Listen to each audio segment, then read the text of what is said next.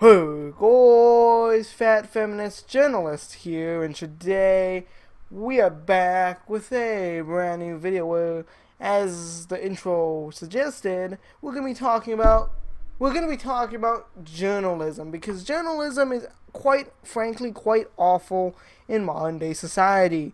Either you have those fucking assholes that don't understand gaming who think that, video games, they lead to school shootings, fucking Call of Duty games, they insinuate violence and, they change them at, you play the card, you change, bruh.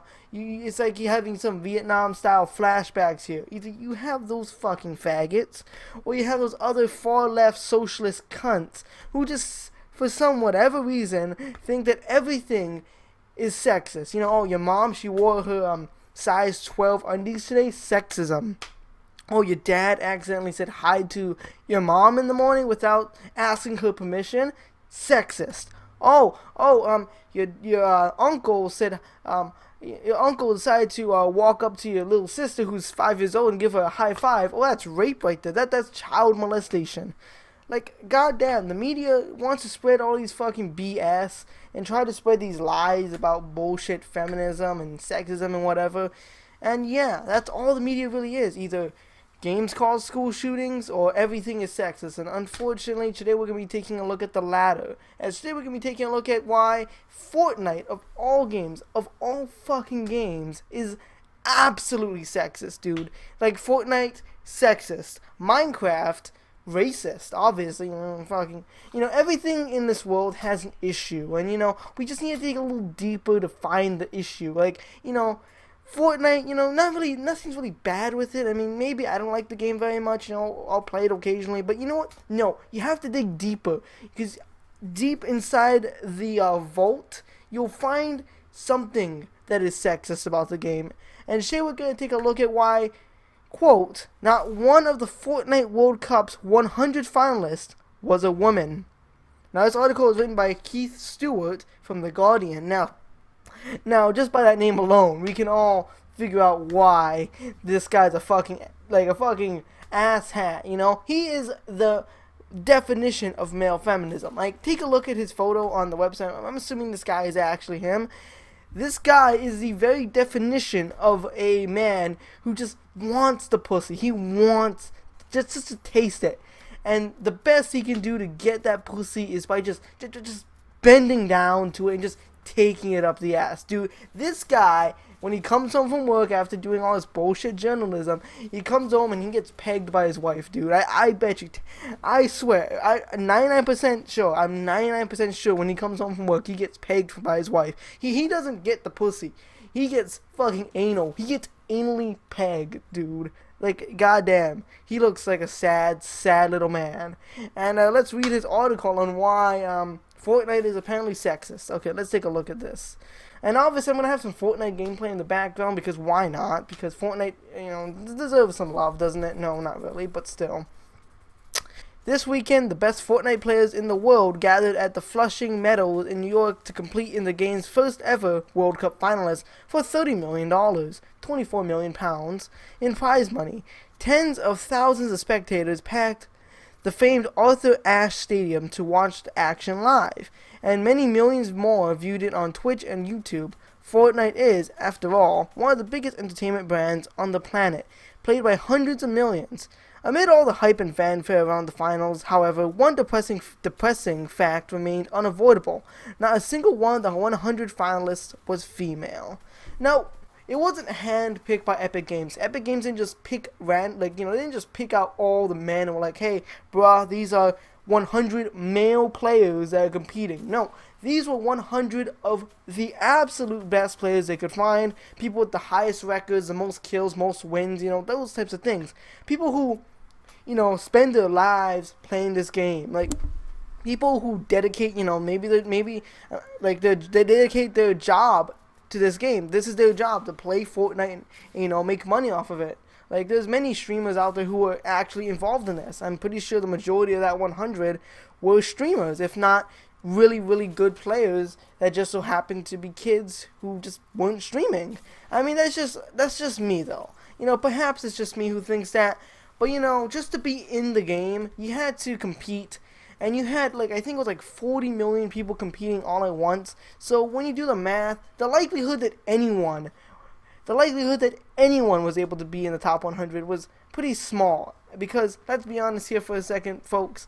Unless you're a really, really pro player who could just win every match you got into, you most likely weren't gonna be in the top 100. This is the definitive top 100 players, and again, it's just disgusting to see that these idiots here at the Guardian, or this one idiot, thought that it's a sexism, obviously.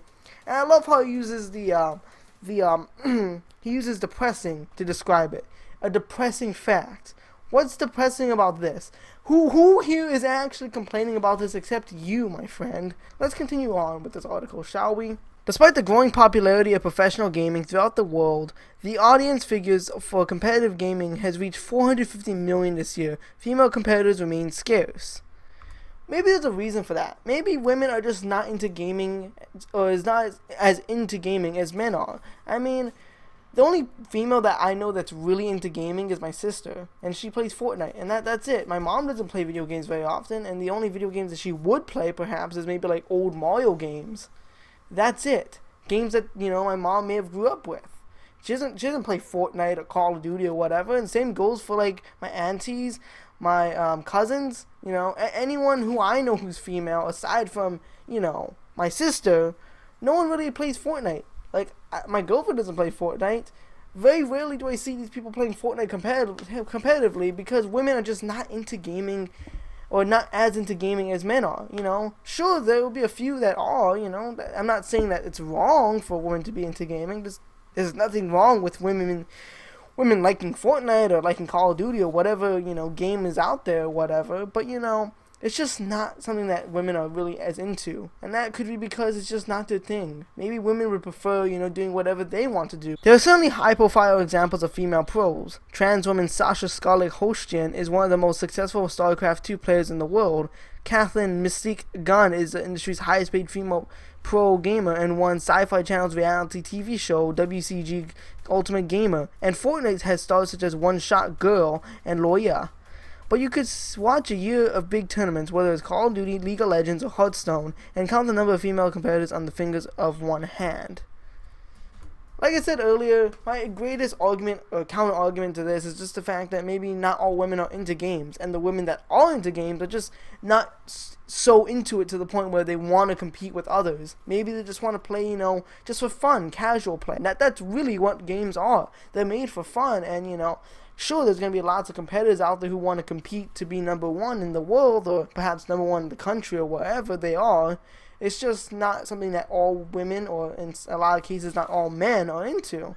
I'm not saying that women can't compete either. I'm sure they can. It's just that sometimes they may just not be into games as much as men are. Now the article continues with, this isn't because women and girls aren't playing games. The latest figures from the Entertainment Software Association shows that 46% of gamers are women, a figure reflected in several other recent studies. The female audience for esports is also growing. Figures collected by Nielsen suggest that almost a quarter of pro gaming audience is female, and in some parts of the world it's much higher. So why aren't we seeing that reflected in the Fortnite World Cup? To answer your question, it's very, very simple. It's because in the Fortnite World Cup, they chose the top 100 players. And it just so happened the top 100 players that could, outcompete everyone else was male. The easy answer was because no women qualified. The heats were entirely open and held online for over 10 weeks. More than 40 million players competed with no restrictions of age or gender. The pro gaming scene likes to present itself as a mediocrity, with pure talent that is all that matters. And boom, the article has become self-aware and answered its own question. But it said that's the easy answer, so what's the hard answer? What's the difficult answer for me to digest? Is it because of sexism? Because I don't think so, because this legitimately makes sense. This right here made sense. There was no age or gender restrictions whatsoever. You could have been a fucking non-binary queer transgender man or a transgender woman or whatever. You could have been anything you could possibly imagine. You could identify as a fucking toenail. And you could have easily, as long as you had the skill and the, talent to beat other players, you could have been in the top 100. The fact is, you just didn't qualify, and I'm sorry to all the women who played and competed and just didn't qualify. I'm sorry, I genuinely am. It's just that you just didn't, and that's that. Epic Games is not a sexist company. They're not sexist. They're not sexist at all. It just comes down to the fact that you didn't try hard enough. I mean, maybe you did your best, but your best may just not have been good enough, okay? I know you like being spoon-fed, the easy answers to life. But unfortunately, life isn't always easy. And sometimes you have to be spoon-fed the difficult, answers. And the difficult answer is, you just didn't do good enough. To all the women who competed and didn't get in, you just didn't do good enough. You just didn't. And with that being said, that's pretty much the end of the article. Not really. There's a lot more to read, but I'm just going to end the video here. I will leave a link in the description down below to check out the article. But at the end of the day, the biggest, the main message to take away is the fact that if you're a pro female player, just keep practicing and keep trying hard, and eventually you will make it. If you're really into becoming the pro female athlete at video games, then go right ahead. I'm not here to judge you.